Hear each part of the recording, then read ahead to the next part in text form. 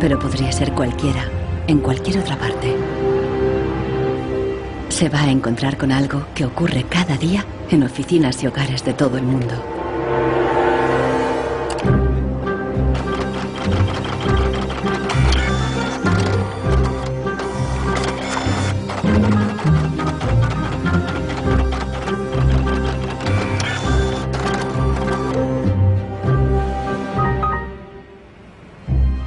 Una pieza de la impresora ha fallado y el fabricante recomienda llevarla al servicio técnico. El meu tècnic fa un diagnòstic previ, pero aquest diagnòstic ja són 15 euros més IVA. Seguramente será difícil encontrar las piezas para poder repararla. Realment, reparar-la no li surt molt a compte. Que reparar-la parlem d'uns 110, 120 euros. Tienes impresoras desde 39 euros. Jo t'aconsellaria que miressis impressores noves. Així que, sens dubte, jo em compraria una nova, No es casualidad que los tres vendedores sugieran comprar una nueva impresora. Si acepta, Marcos será una víctima más de la obsolescencia programada, el motor secreto de nuestra sociedad de consumo.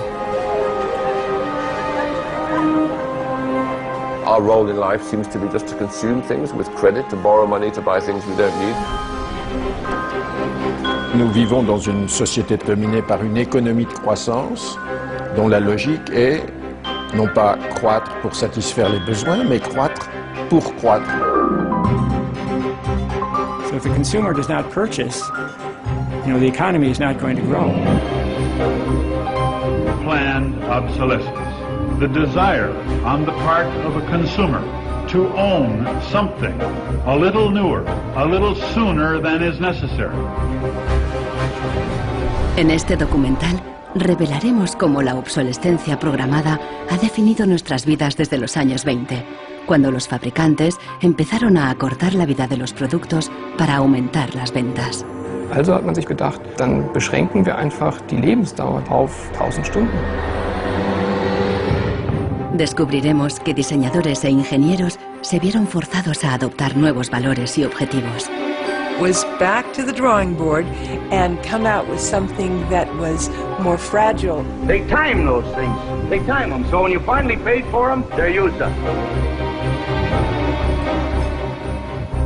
Conoceremos una nueva generación de consumidores que está llevando la contraria a los fabricantes. ¿Es viable una economía sin obsolescencia programada y sin su impacto sobre el medio ambiente? Posterity will never forgive us. Posterity will suddenly find out about the throwaway lifestyles of people in the advanced countries.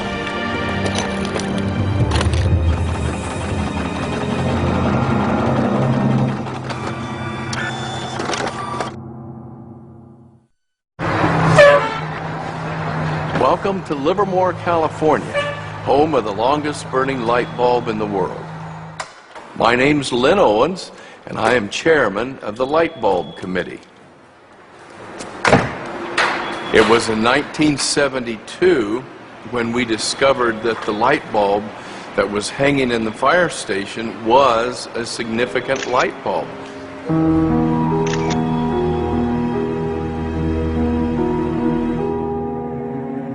La bombilla de Livermore ha estado funcionando sin interrupción desde 1901.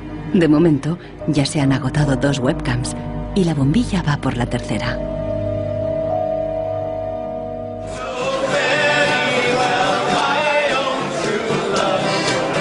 En 2001, cuando la bombilla cumplió un siglo, Livermore organizó una gran fiesta de cumpleaños al estilo americano.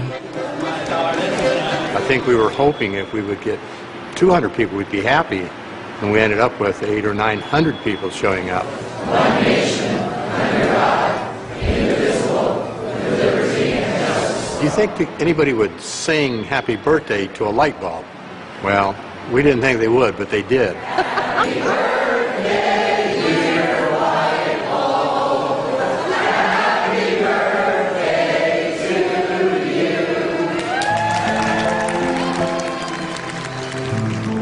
The origin of the bulb was, it was produced in a town called Shelby, Ohio, back around 1895, and put together by some very interesting ladies that I have some pictures of, and some gentlemen that invested in the company.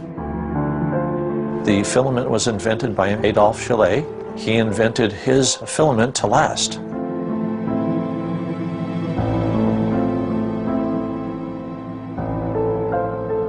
Why does his filament last? I don't know. It's a secret that he made and that died with him.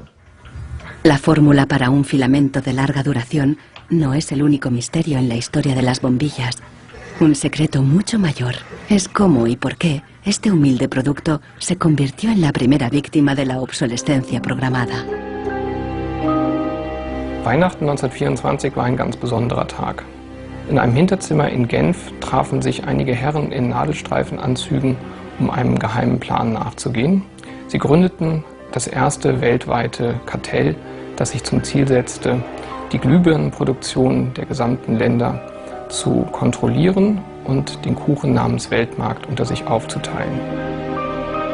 Dieses Kartell hat den Namen Phoebus. Phoebus incluía a los principales fabricantes de bombillas de Europa y de Estados Unidos, e incluso de lejanas colonias en Asia y África. Das Ziel ist gewesen, Patente auszutauschen, die Produktion zu kontrollieren und vor allem aber den Verbraucher zu kontrollieren. Es ist umso besser für diese Firmen, wenn der Verbraucher regelmäßig Glühlampen kauft, und wenn die Glühlampen lange brennen, ist das ein ökonomischer Nachteil. En un principio, la meta de los fabricantes era una larga vida para sus bombillas. On October 21st, 1871, numerous experiments resulted in the production of a small unit lamp of comparatively enormous resistance. The filament being under conditions of great stability after the result. En 1881, Edison puso a la venta su primera bombilla. Duraba 1500 horas. En 1924, cuando se fundó el cártel Phoebus, se anunciaban con orgullo 2500 horas de vida útil y los fabricantes destacaban la longevidad de sus bombillas. Also hat man sich bei Phoebus gedacht, dann beschränken wir einfach die Lebensdauer dieser einzelnen Glühbirnen auf 1000 Stunden.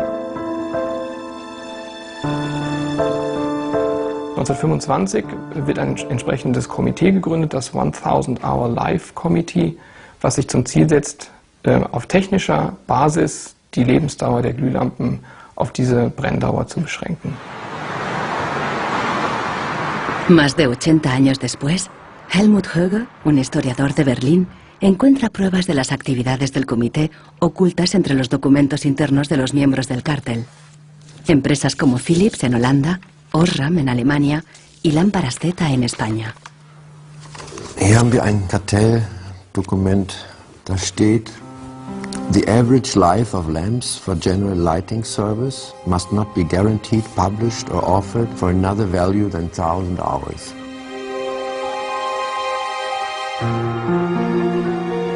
Presionados por el cártel, los fabricantes realizaron experimentos para crear una bombilla más frágil que cumpliera con la nueva norma de las 1000 horas.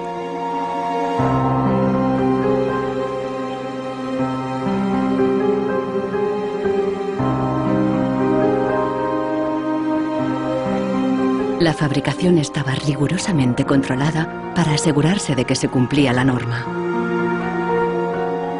Eine Maßnahme bestand beispielsweise darin, einen Prüfstand zu errichten, in dem viele kleine Sockel zu finden sind, in die dann wiederum einzelne Exemplare aus verschiedenen Produktionsreihen eingeschraubt wurden, und Firmen wie Osram haben dann genauestens protokolliert, wie lange diese Lampen brannten.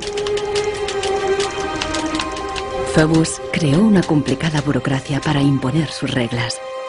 Los fabricantes eran multados severamente si se desviaban de los objetivos marcados.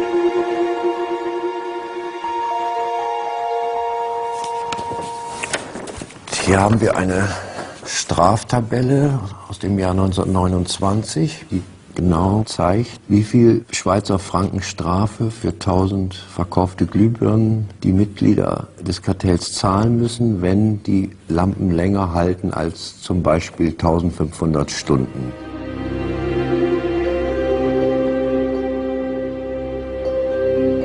A medida que la obsolescencia programada surtía efecto, la vida útil empezó a caer. En solo 2 años pasó de 2500 horas a menos de 1500. En los años 40, el cártel ya había conseguido su objetivo. Una bombilla estándar duraba 1000 horas. I can see how this was very tempting in 1932. I think at the time sustainability was actually substantially less of an issue because I don't think they looked at the planet as being one with finite amount of resources. They looked at it as from an abundance perspective. Ironically, the light bulb has always been a symbol for ideas and innovation, and yet it's one of the early and best examples of planned obsolescence. En las décadas siguientes se patentaron docenas de nuevas bombillas, incluso una que duraba 100.000 horas. Pero ninguna llegó a comercializarse. Offiziell hat es ja Phoebus eigentlich nie gegeben, wenn auch diese Spuren der Öffentlichkeit nie ganz verborgen gewesen sind. Die Strategie dahinter ist, sich in bestimmten Zeitabständen immer wieder umzubenennen. Dann heißt es mal internationales Elektrizitätskartell, dann mal wieder irgendein anderer Name. Entscheidend ist, dass diese Idee als Institution natürlich weiter besteht.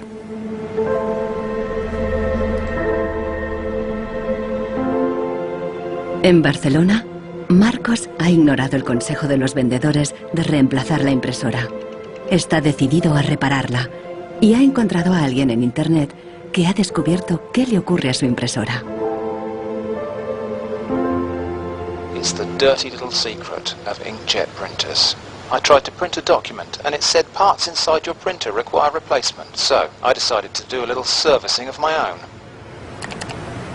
Hello, Marcus. I got your message. Marcos ha contactado con el autor del video. How are you? I looked into it, and it turns out that there's a thing in the bottom of the printer called a waste ink reservoir. And the way inkjet printers work is they constantly have to clean the print heads, and they do that by squirting ink through them down a hole in the bottom of the printer into this great big sponge. There's just a preset time when it's squirted a certain number of drops down there that then the printer decides it's full of ink and won't function anymore. Mm-hmm. The justification is they don't want to put ink all over your desk. But I think the problem goes deeper than that. It's the way the technology works. It's just designed to fail.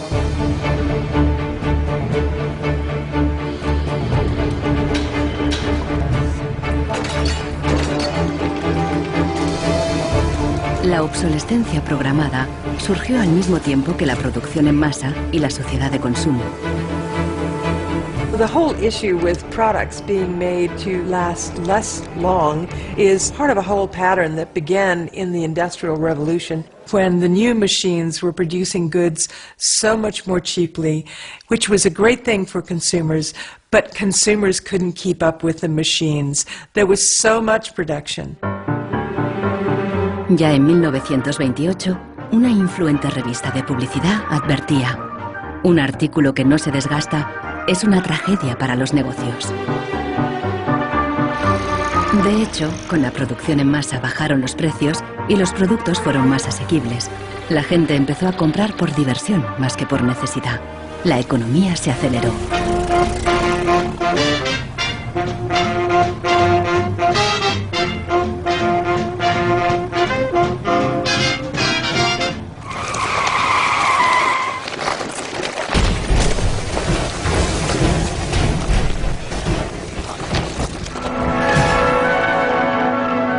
En 1929, la crisis de Wall Street frenó en seco la incipiente sociedad de consumo y llevó a los Estados Unidos a una profunda recesión económica. Unemployment reached staggering proportions. By 1933, 1/4 of our labor force was unemployed. Las colas ya no eran para comprar, sino para pedir trabajo y comida. Desde Nueva York llegó una propuesta radical para reactivar la economía. Bernard London, un prominente inversor inmobiliario, sugirió salir de la depresión haciendo obligatoria la obsolescencia programada. Era la primera vez que el concepto aparecía por escrito. London planteaba que todos los productos tuvieran una vida limitada, con una fecha de caducidad, después de la cual se considerarían legalmente muertos. Los consumidores los devolverían a una agencia del gobierno para su destrucción.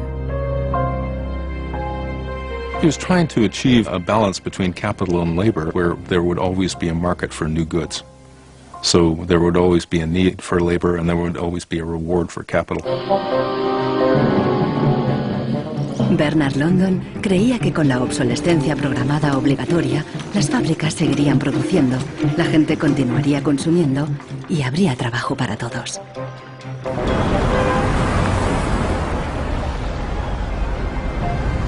Giles Slade está en Nueva York para saber más sobre la persona que hay detrás de la idea.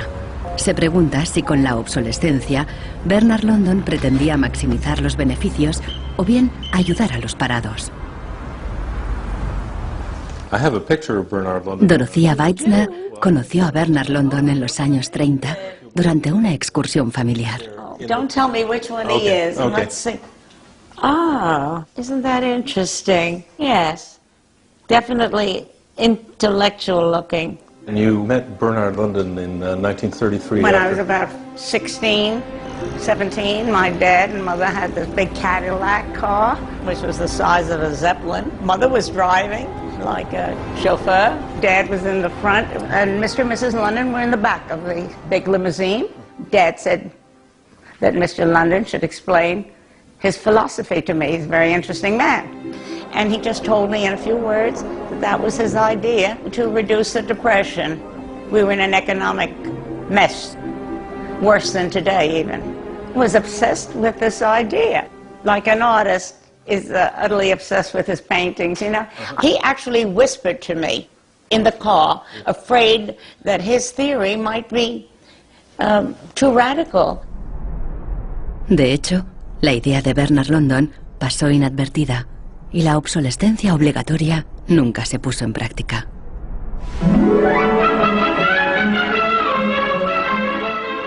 Veinte años más tarde, en los años 50, la obsolescencia programada resurgió, pero con un giro crucial. Ya no se trataba de obligar al consumidor, sino de seducirle. Planned obsolescence. The desire on the part of a consumer to own something a little newer, a little better, a little sooner than is necessary. We certainly in America and by now... Esta es la voz de Brooks Stevens, el apóstol de la obsolescencia programada en la América de la posguerra. Este elegante diseñador industrial creó desde electrodomésticos hasta coches y trenes, contando siempre con la obsolescencia programada. A tono con la época, los diseños de Brooks Stevens transmitían velocidad y modernidad. Hasta su casa era inusual. This is the home that my father designed and that I grew up in. When it was being built out in the suburbs, everybody thought it was going to be the new Greyhound bus station because it did not look like a traditional home. One of the most important things that my father felt always in designing a product is that it made a statement. He detested products that were bland and really did not, create any desire within the consumer to inspire the purchase. Unlike the European approach of the past where they tried to make the very best product and make it last forever, meaning you bought such a fine suit of clothes that you were married in it and then buried in it and never a chance to renew it, the approach in America is one of making the American consumer unhappy with the product that he has enjoyed the use of for a period, have him pass it on to the second-hand market, and obtain the newest product with the newest possible look. Brooks Stevens viajó por todos los Estados Unidos, promoviendo la obsolescencia programada en charlas y discursos. Sus ideas cuajaron y tuvieron un amplio eco.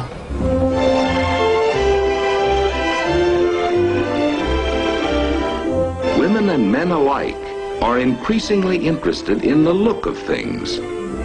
They eagerly give their attention to what's new and beautiful and advanced.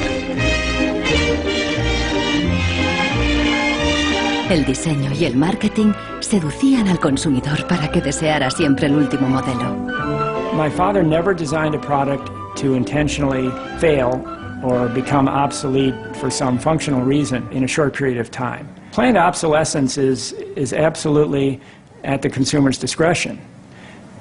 No one is forcing the consumer to go into the store and purchase a product. They go in under their own free will. That's their choice.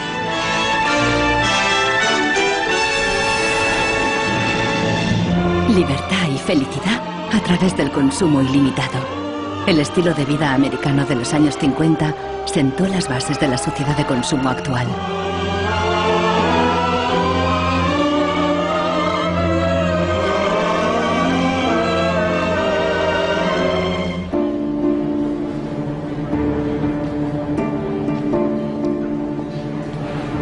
See, without planned obsolescence, these places wouldn't exist.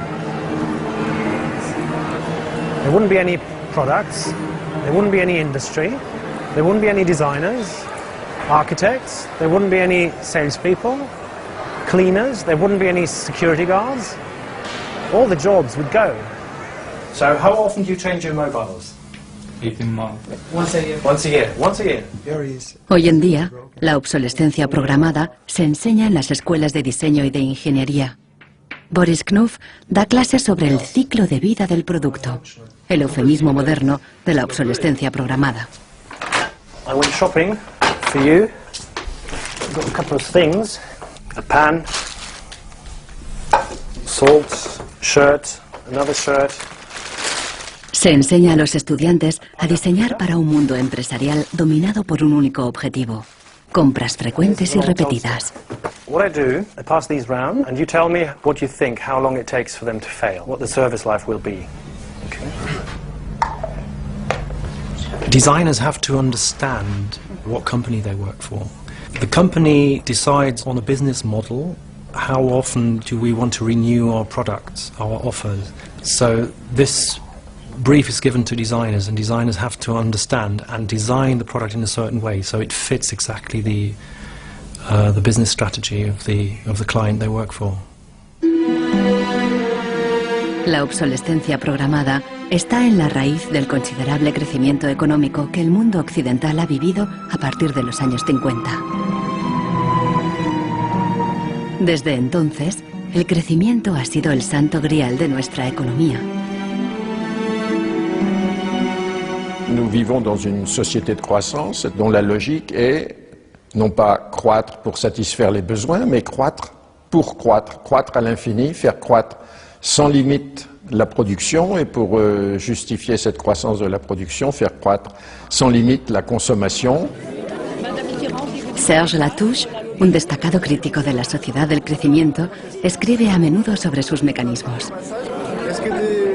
Au fond, il y a trois instruments fondamentaux qui sont la publicité, l'obsolescence programmée et le crédit.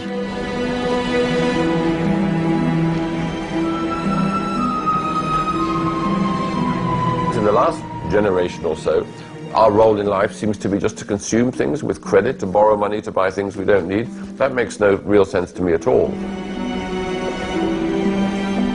Los críticos de la sociedad del crecimiento alertan de que no es sostenible a largo plazo, porque se basa en una contradicción flagrante. Celui qui croit qu'une croissance infinie est compatible avec une planète finie est soit un fou, soit un économiste. Le drame, c'est qu'au fond, nous sommes tous des économistes maintenant. Why is it that a new product is created every 3 minutes somewhere in the world? Is this necessary? I think a lot of people have realized that things need to change when they're being told by politicians to go shopping or to start consuming as the best way to restart the economy. On peut dire qu'avec la société de croissance, on est embarqué dans un bolide qui désormais manifestement n'a plus de pilote, qui va à toute allure et dont on peut prévoir le destin qui est soit de se fracasser contre un mur, soit de sombrer dans un précipice.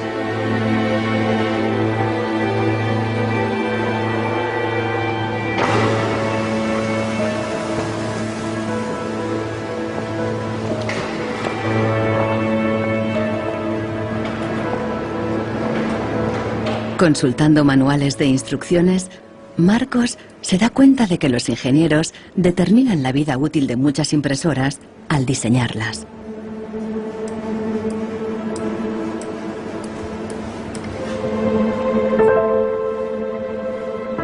Lo consiguen colocando un chip dentro de la impresora.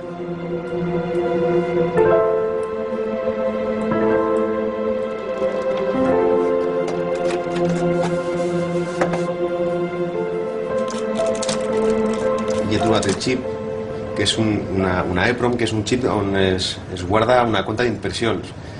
I quan s'arriba a una determinada compta és quan es bloqueja la impressora i deixa d'imprimir.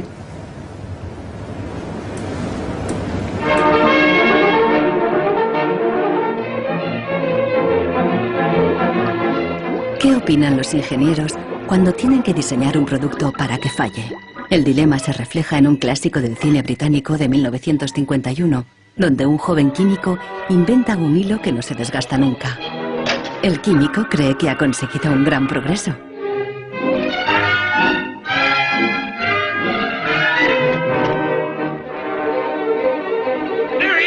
Pero no a todo el mundo le gusta el invento. Y al poco le persiguen no tan solo los dueños de la fábrica, sino también los obreros, que temen por sus empleos. Well, that's really interesting, and it reminds me of something that actually happened in the textile industry. En 1940, el gigante químico DuPont presentó una fibra sintética revolucionaria, el nylon. Para las mujeres, las medias duraderas eran un gran progreso, pero la alegría duró poco. My father worked for DuPont before and after the war in the nylon division, and he told me a story about how when nylon first came out and they were trying it out for use in stockings, the men in his division were asked to take these stockings home for their wives and girlfriends to try out. My father brought them home to my mother, and she was delighted with the first products because they were so sturdy. Los químicos de DuPont tenían motivos para estar orgullosos.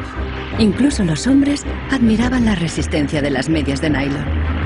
The problem was they lasted too long. The women were very happy with the fact that they didn't get runners in them. Unfortunately, this meant that the companies producing the stockings were not going to sell very many.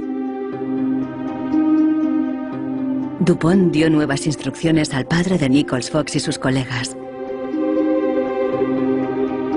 For the men in his division, it was back to the drawing board to try to make the fibers weaker and come out with something that was more fragile and would run so that the stockings wouldn't last as long.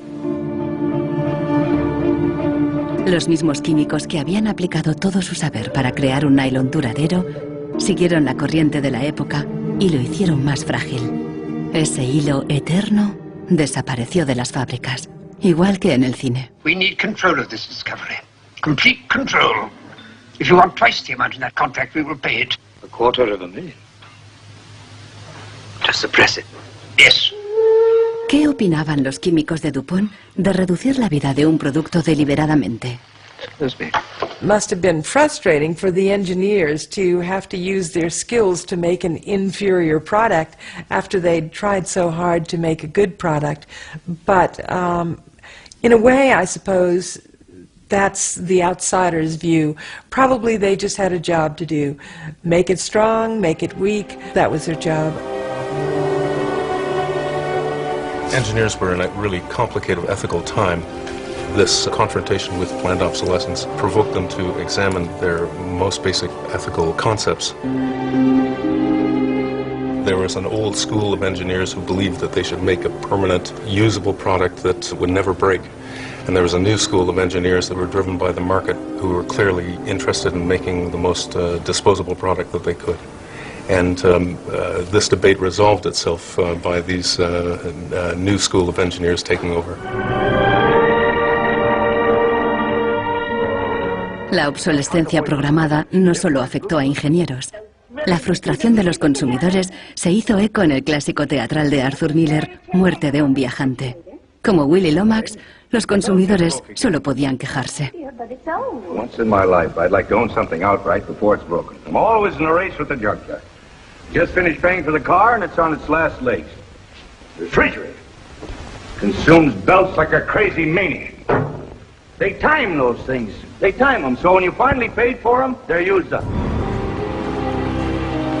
Los consumidores no sabían que al otro lado del telón de acero, en los países del bloque del Este, había una economía entera sin obsolescencia programada.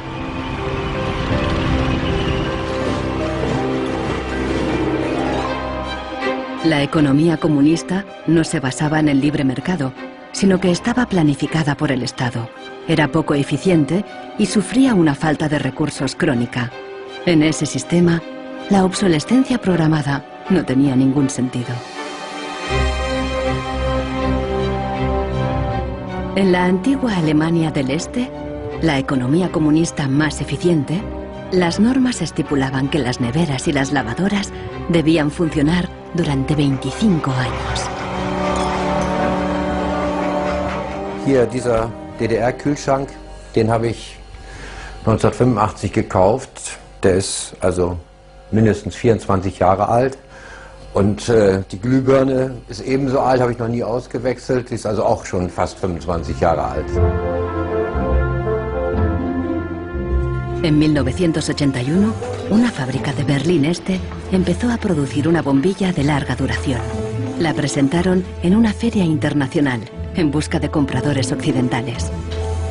Als die ostdeutschen Glühlampenhersteller 1981 diese Langlebensdauerglühlampen auf der Hannoveraner Messe präsentierten, meinten ihre Westkollegen, ihr wollt euch wohl alle arbeitslos machen. Woraufhin die NAVA-Leute, Ingenieure, antworteten, nein, im Gegenteil, indem wir Ressourcen schonen und den Wolfram nicht verpulvern, behalten wir gerade unsere Arbeitsplätze.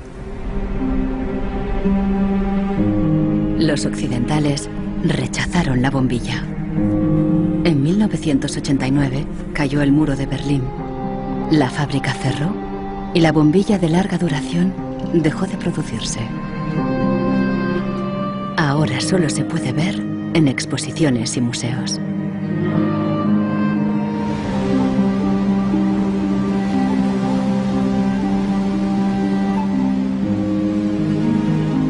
Veinte años después de la caída del muro de Berlín, el consumismo desenfrenado se da tanto en el este como en el oeste.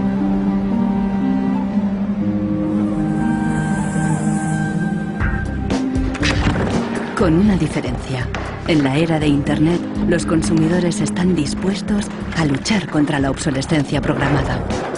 The first movie we made that really broke through was a movie about the iPod.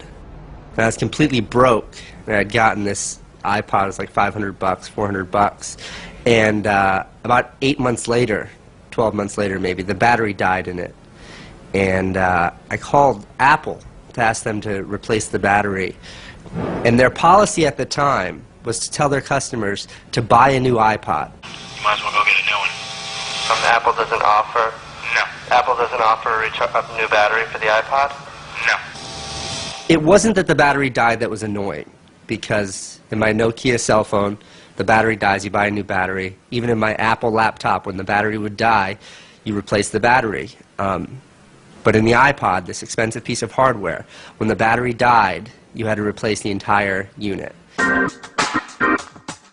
So it was my brother's idea to make a movie about just that. We went around with a stencil spray painting on every iPod advertisement we saw in town. iPod's unreplaceable battery lasts only 18 months. We put the video on our own little site, iPodsDirtySecret.com. In the first month, 6 weeks, it was at 5-6 million views, and the site went absolutely bananas. Una abogada de San Francisco, Elizabeth Pritzker, oyó hablar del vídeo y decidió demandar a Apple por el tema de la batería del iPod. Medio siglo después del caso del cártel, la obsolescencia programada llegaba de nuevo a los tribunales.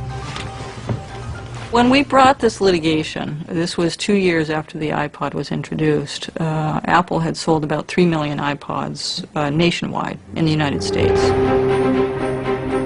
Buena parte de esos iPods tenían problemas con la batería y sus propietarios estaban dispuestos a ir a los tribunales.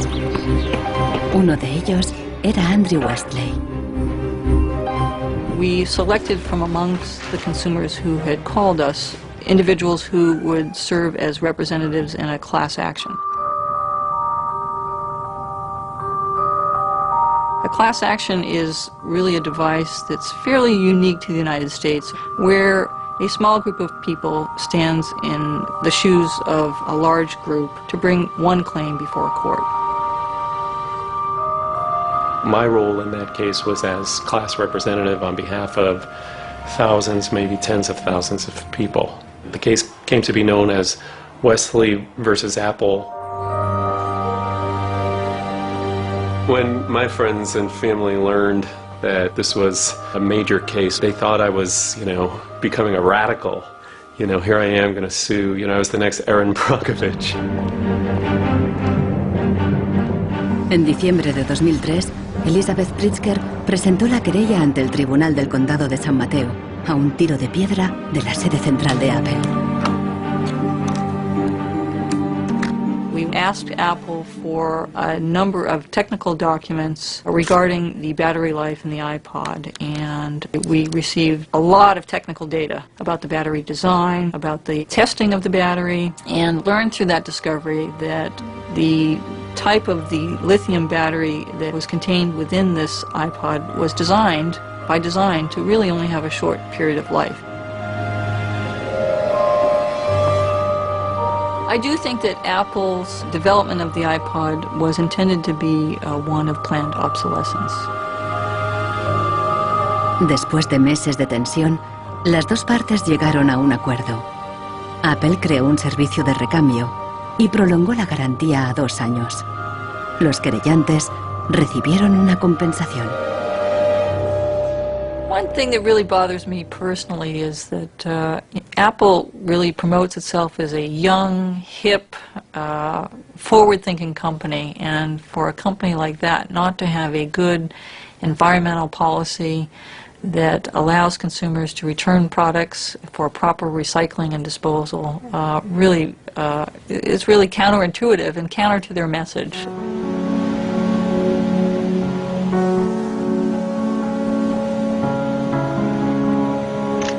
La obsolescencia programada provoca un flujo constante de residuos que acaban en países del tercer mundo como Ghana, en África.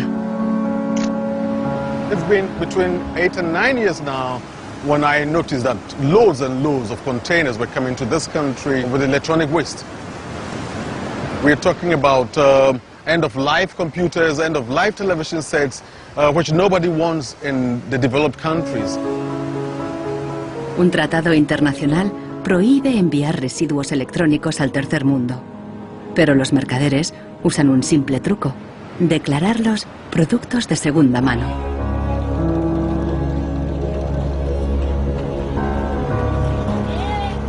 Más del 80% de los residuos electrónicos que llegan a Ghana no se pueden reparar y acaban abandonados en vertederos por todo el país. We are at the dump site here in Agbogboshi. In the past, we had this beautiful river called the Odor River, that meandered its way through this area. It was teeming in the past. It had so much fish. So we actually attended a school not very far away from here. So we'd come play football and hang around the river. The fishermen would organize boat rides, I remember very well. But now it's all finished, it's all gone. And that makes me really, really sad. And it makes me angry.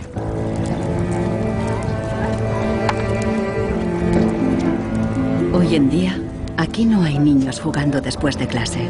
En su lugar, jóvenes de familias pobres vienen a buscar chatarra. Queman la funda de plástico de los cables para obtener el metal que llevan dentro.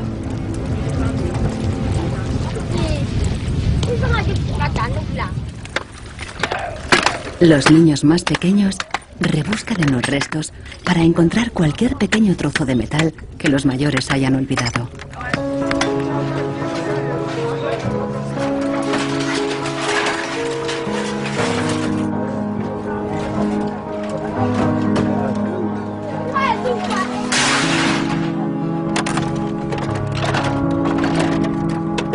Those behind the shipments have said that, well, we're trying to bridge the digital divide between Europe, America, and then the rest of Africa and Ghana, of course.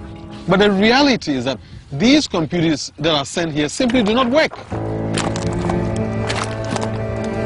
There's no point in receiving electronic waste when you cannot deal with it, more so when you did not produce it and your country is being used as the world's trash bin.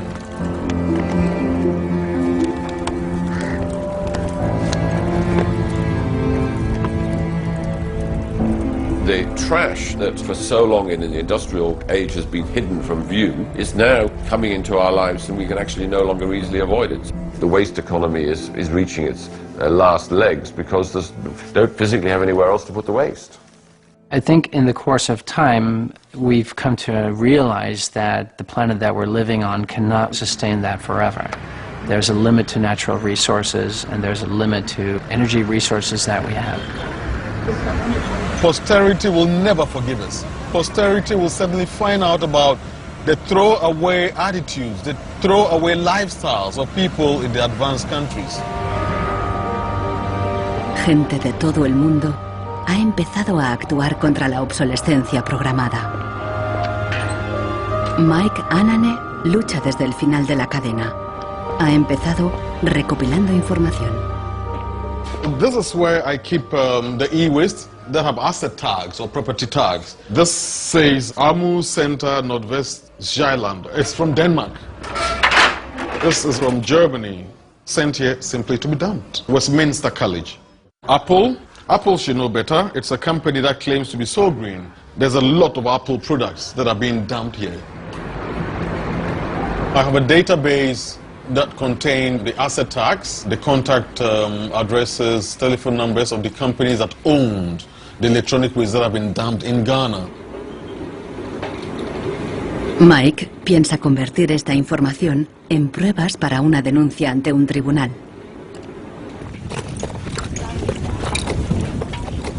We need to take some action, some punitive measure. We need to sue people so they stop dumping e-waste in Ghana.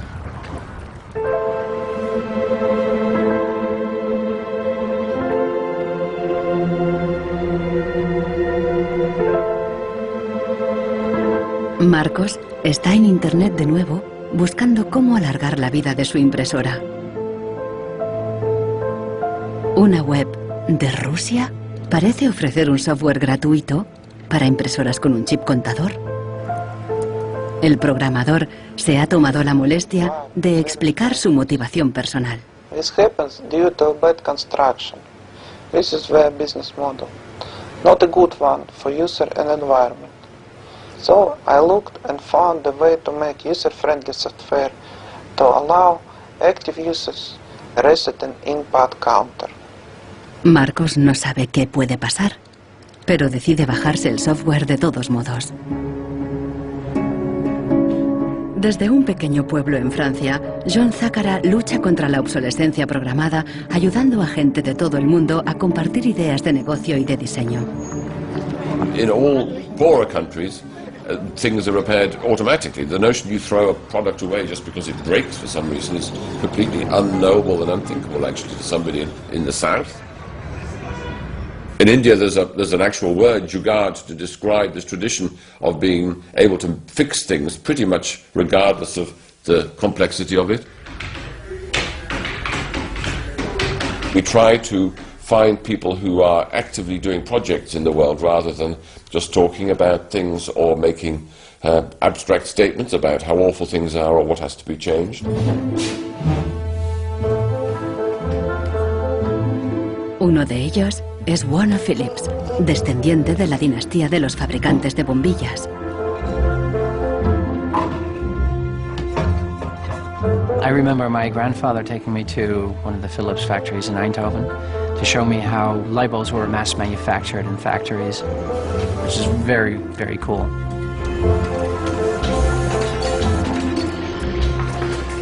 Casi un siglo después del cártel de la bombilla, Warner Phillips sigue la tradición familiar, pero con una perspectiva diferente. Fabrica una bombilla LED que dura 25 años. It's not like there's a green world and there is a business world. I think business and sustainability go hand in hand. It's actually the best basis to build a business on. And the only really real way to do that, I believe, is to factor in the true cost of the resources that have been used, but you also look at the energy consumption, you also look at the indirect energy consumption of transportation.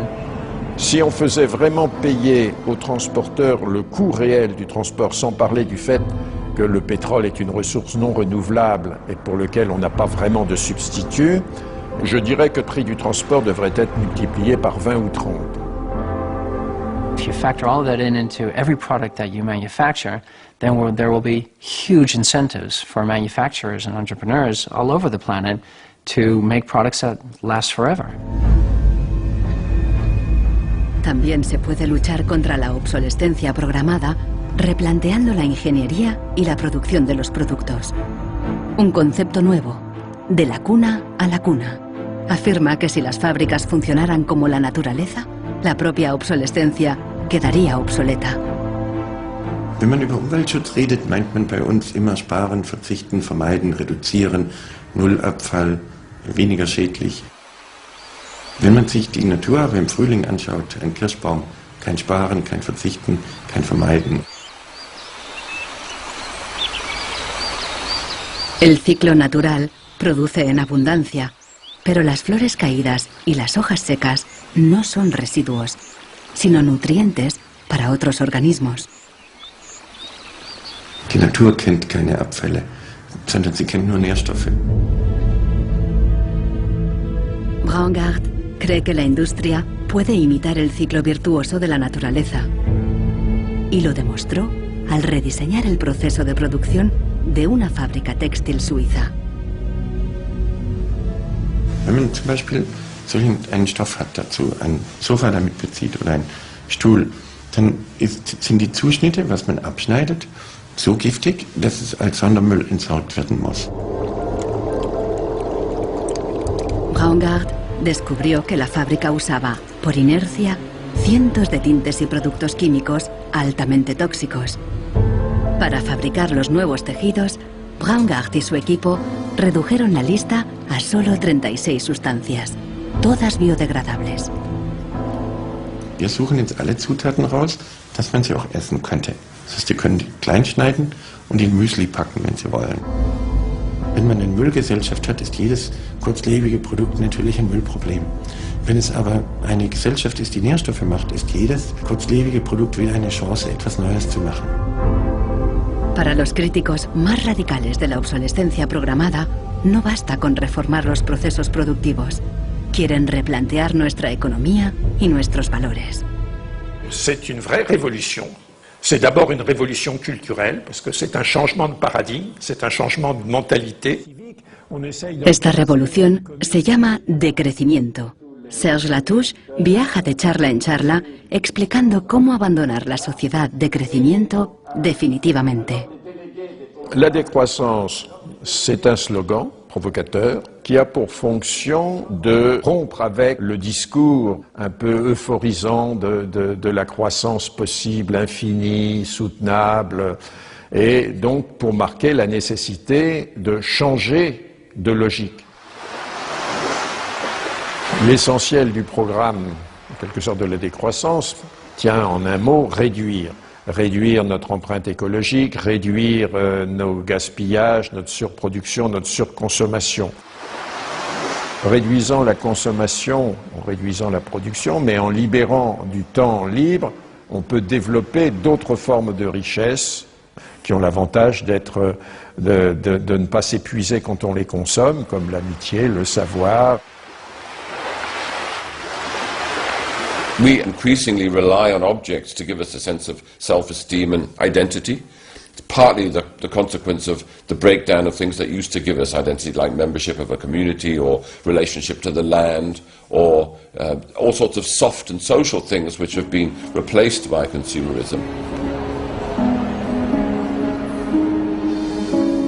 Si le bonheur dépendait du niveau de consommation, on devrait être dans la félicité absolue, parce que nous consommons 26 fois plus que du temps de Marx, mais toutes les enquêtes montrent que les gens ne sont pas 20 fois plus heureux, parce que le bonheur est toujours quelque chose de subjectif, évidemment. Los críticos del decrecimiento temen que destruirá la economía y nos llevará de vuelta a la edad de piedra. Revenir à une société soutenable, c'est-à-dire une société dont l'empreinte écologique ne dépasse pas une planète, eh bien, ça n'est pas revenir à l'âge de pierre, c'est revenir, toutes choses égales d'ailleurs, pour un pays comme la France, aux années 60. Ça n'est pas vraiment l'âge de pierre. On peut dire que la société de décroissance réalise la vision de Gandhi qui disait le monde est assez grand pour satisfaire les besoins de tous, mais il sera toujours trop petit pour satisfaire l'avidité de quelques-uns.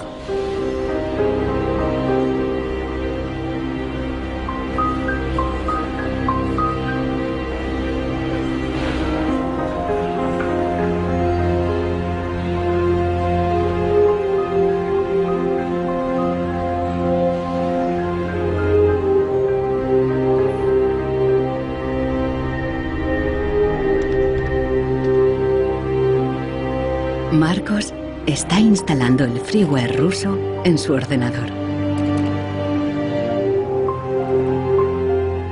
Con el nuevo programa, puede poner a cero el chip contador de la impresora. La impresora se desbloquea inmediatamente.